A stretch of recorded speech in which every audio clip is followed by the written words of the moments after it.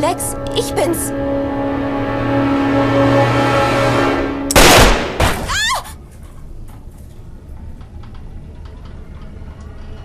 Bist du verrückt geworden? Oh, das bist ja du. Du bist nicht mehr bei Sinnen. Alles schwimmt. Ich kann kaum noch etwas sehen. Ich fühle mich schwach und habe Schmerzen. Ich brauche endlich ein Medikament.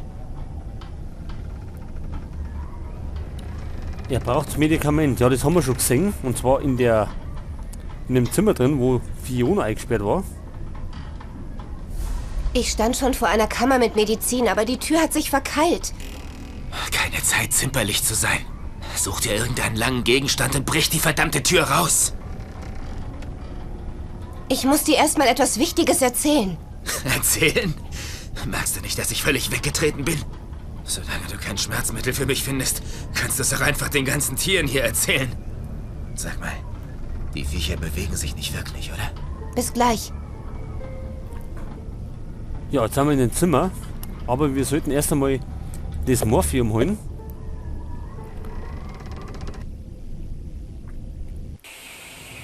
Und wir haben doch den Bootshaken noch, ne? Und damit kann man die Tieraufbrecher.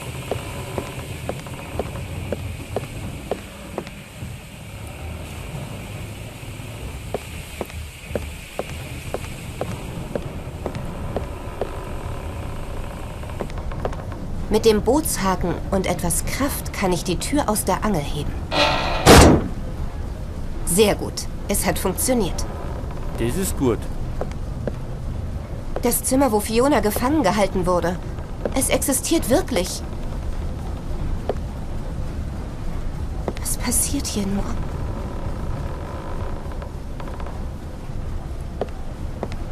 Hier ist Fiona ihrem Gefängnis entkommen. Jetzt ist alles mit Wasser vollgelaufen.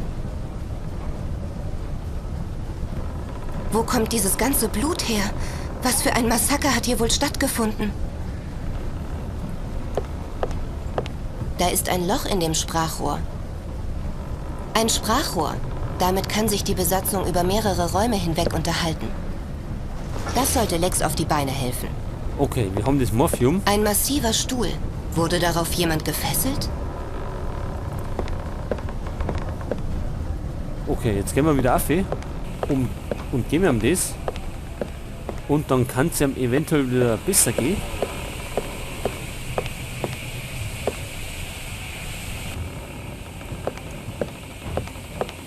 Es wird nämlich nicht schlecht, dass es ihm besser geht, weil sonst knallt uns noch ab.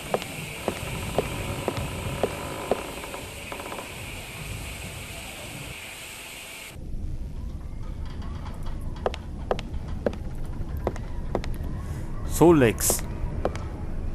Mir ist ziemlich schlecht. Ich brauche endlich ein Medikament. Ich habe Morphium gefunden. Das sollte dir erstmal helfen. Ah, sehr gut. Her damit. Das Zeug hilft tatsächlich. Kannst du mich wieder verstehen? In der Tat. Aber es wäre schön, wenn du nicht allzu laut sprechen würdest. Ich nehme an, dass du verwirrt warst, als du gerade auf mich geschossen hast. Ich habe auf dich geschossen? Gottverdammt. Kann mich wirklich nicht erinnern. Nun gut. Ich muss dir jetzt aber unbedingt etwas erzählen. Ah ja? Vielleicht war es nur ein Traum oder meine Einbildung. Ich habe ein Mädchen gesehen. Fiona. Sie war hier auf diesem Schiff als Gefangene. Was sagst du da? Es war, als wäre ich zu einer anderen Zeit hier auf dem Schiff. Vielleicht geschieht es auch erst noch. Ich weiß es nicht. Das klingt ziemlich verrückt. Ja, es war seltsam. Ich kann es nicht erklären. Aber vielleicht kann ich es. Wie meinst du das? Bevor mich meine Sinne verließen, konnte ich etwas von dem Teil des Logbuchs entziffern, das auf Portugiesisch geschrieben ist. Und dabei habe ich etwas Interessantes herausgefunden. Dieses Schiff hat nicht nur normale Fracht befördert. Sie haben einige Umbauten vorgenommen und in den Frachtraum eine Art Destilliermaschine eingebaut. Was für eine Maschine? Damit kann man Alkohol herstellen. Ich habe etwas von Ethanol gelesen. Ich glaube, dass wir an Bord eines Schmugglerschiffes sind. Alkoholschmuggler, um genau zu sein. Ja, in meiner Vision ging es auch um Schmuggler. Anna, ich meine damit, dass da unten vermutlich Fässer mit flüchtigen Stoffen gelagert werden. Und die haben dir sicher völlig die Sinne vernebelt. Nein. Nein, es war völlig real. Ich kann es gar nicht beschreiben. Sowas habe ich noch nie erlebt. Dass dieses Schiff unheimlich ist, steht außer Frage. Aber Geister? Ich weiß nicht. Ich glaube, das Mädchen ist der Schlüssel zu all dem hier. Ich glaube, ich muss ihr helfen. Ich glaube, wenn ich ihr nicht helfe, wird ihr etwas Schreckliches zustoßen. Hör dich doch mal reden. Das ergibt doch alles keinen Sinn. Ich habe ihre Asche gefunden. Unten im Maschinenraum. Vor einem großen Ofen. Wenn ich doch nur wüsste, wer sie ist und wie ihre Geschichte weitergeht. Eins kann ich dir sagen, wie es mit uns weitergehen wird, wenn wir nicht endlich von ihr wegkommen. Das Schiff hat Augen und Ohren, es flüstert. Und es wird noch unser beider Grab werden. Wie hast du es in deinem Zustand geschafft, hierher zu kommen?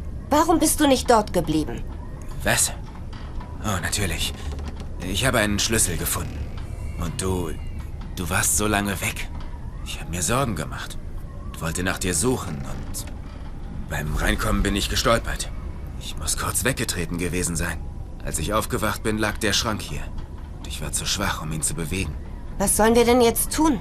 Wenn es stimmt, was ich gelesen habe, müssen wir so schnell wie möglich von diesem verdammten Kahn runter. Wenn Ethanol aus der Ladung austritt, könnte uns das umbringen. Oder aber das Ethanol fängt Feuer, was uns ebenfalls umbringen würde. Wir müssen runter von dem Kahn.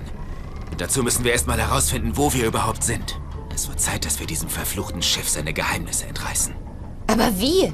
Was sollen wir tun? Du kennst dich nicht mit Schiffen aus, aber ich schon. Du musst meine Augen, Ohren und Hände sein. Sieh nach, ob du die Position bestimmen und uns wieder auf Kurs bringen kannst. Bevor wir von Bord gehen, müssen wir unbedingt wissen, in welche Richtung wir uns halten müssen. Sonst sind wir auf offener See verloren. Aber ich bin doch kein Seefahrer. Dann musst du es jetzt werden. Ach so, wir müssen jetzt Seefahrer werden. Ja, und ich habe schon was entdeckt. Die Gitarre liegt schon lange hier. Die Feuchtigkeit hat ihr stark zugesetzt. Und zwar habe ich da die Schatulle gesehen. Auf der Schatulle ist ein Schlüssel abgebildet. Und zwar genau der Schlüssel, glaube ich mal. In der Schatulle befindet sich ein Brief. Mal sehen, was drin steht. Liebste Elisa, vielleicht war es doch keine gute Idee, auf diesem Schiff anzuheuern. Nun verstehe ich, warum Captain Marquez so auf Verschwiegenheit bedacht ist. Sein Einkommen bestreitet er weniger mit den Handelsfahrten, sondern vielmehr mit dem, was er sonst noch transportieren oder besser gesagt herstellen kann. Ich will dich nicht damit belasten, meine Liebe. Für den Augenblick verbleibe ich dein César.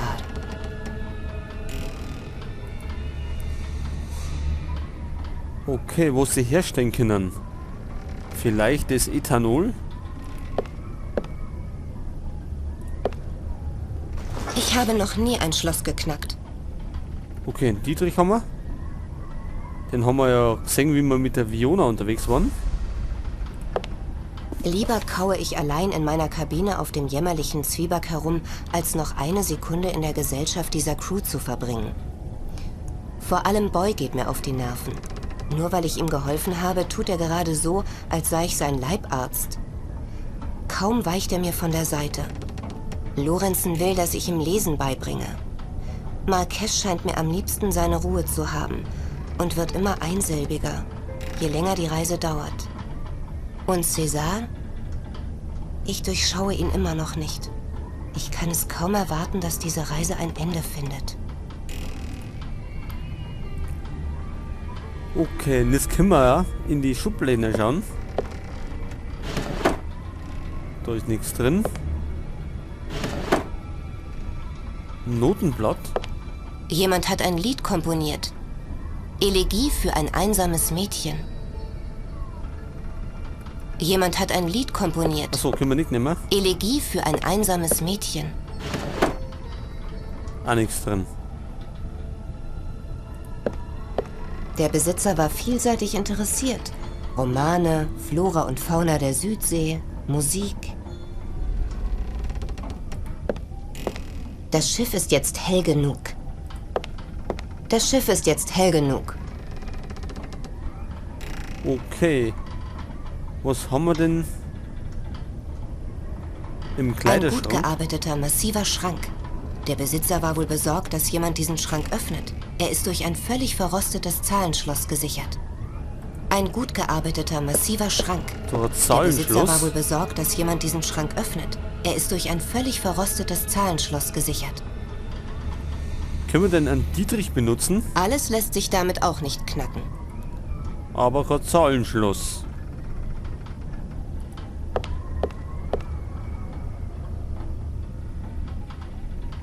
Die Laken sind zwar alt und modrig, aber das Bett wurde sehr sorgfältig gemacht.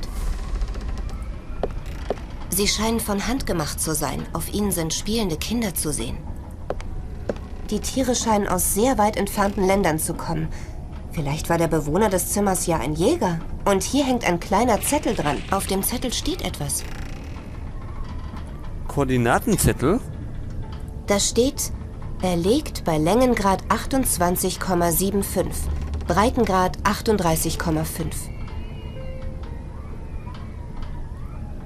Ja, ich weiß nicht, ob wir damit was anfangen können.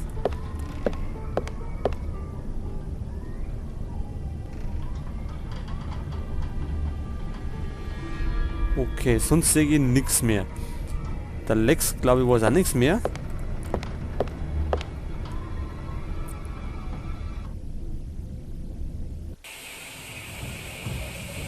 Ja, auf jeden Fall haben wir einen Dietrich. Und damit können wir irgendein Tier öffnen.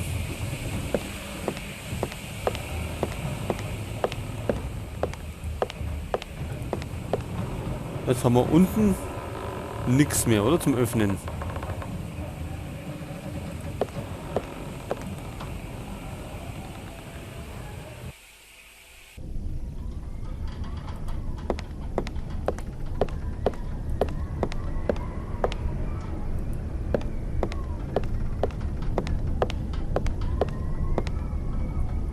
Heute da unten haben wir da was gehabt?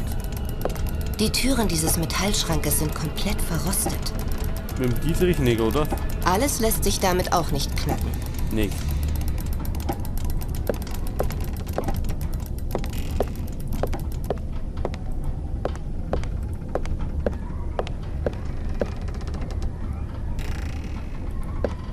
Okay, da haben wir... Da geht's in das Zimmer, wo der Lex drin ist. Da ist das Arztzimmer.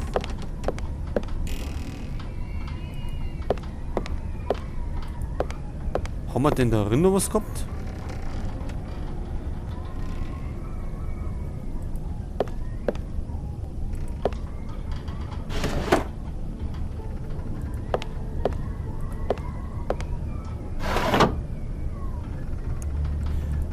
Ach, jetzt fällt mir was ein. Wir haben doch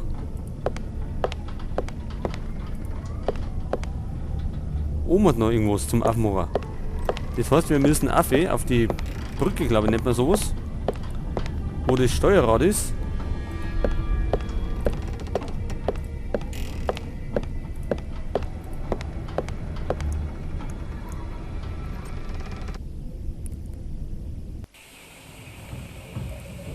Da war doch der Tisch, wo wir bisher noch nicht reingekommen sind. Und den kann man vielleicht jetzt knacken. Der Tisch ist abgeschlossen. Ich bräuchte etwas, um das Schloss zu knacken. Ich habe das Schloss des Kartentisches geknackt. Das ist gut. Oh, eine Seekarte. Die könnte noch hilfreich werden. Und da klebt auch ein Notizzettel auf der Karte. Okay, da haben wir Sextant. Ich habe schon einmal gesehen, wie das funktioniert. Ach so, so ein Teil da. Dann haben wir da einen kleinen Zettel. Oh nein. Der Notizzettel hat so fest an der Karte geklebt, dass nichts mehr von ihm übrig ist, was von Nutzen wäre. Halt! Auf der Karte ist ein Abdruck des Zettels entstanden. Es sieht aus, als hätten auf dem Zettel Koordinaten gestanden. Sie stehen nun spiegelverkehrt und verwaschen auf der Karte und sind daher kaum zu lesen. Spiegelverkehrt? Sehr gut. In der Spiegelung des Bilderrahmens kann man den Abdruck des Zettels entziffern. Es ist eine Koordinate Im Rahmen spiegelt sich der Abdruck wider. Es ist eine Koordinate. 25. Längen- und 37. Breitengrad. Um in diesem Buch eine Schifffahrtsroute ausfindig zu machen, muss ich zuerst 5 Orte finden, die angesteuert werden sollen. Wenn ich nun Hinweise darauf hätte, wo das Schiff schon überall war, dann könnte ich mit Hilfe der Seekarte die 5 Orte bestimmen. Ach so, haben wir jetzt wieder Rätsel. Das ist, glaube ich, nicht so gut. Tja, jetzt werden wir irgendwas nehmen. Pico. Gut, wir wissen die 5 Orte nicht.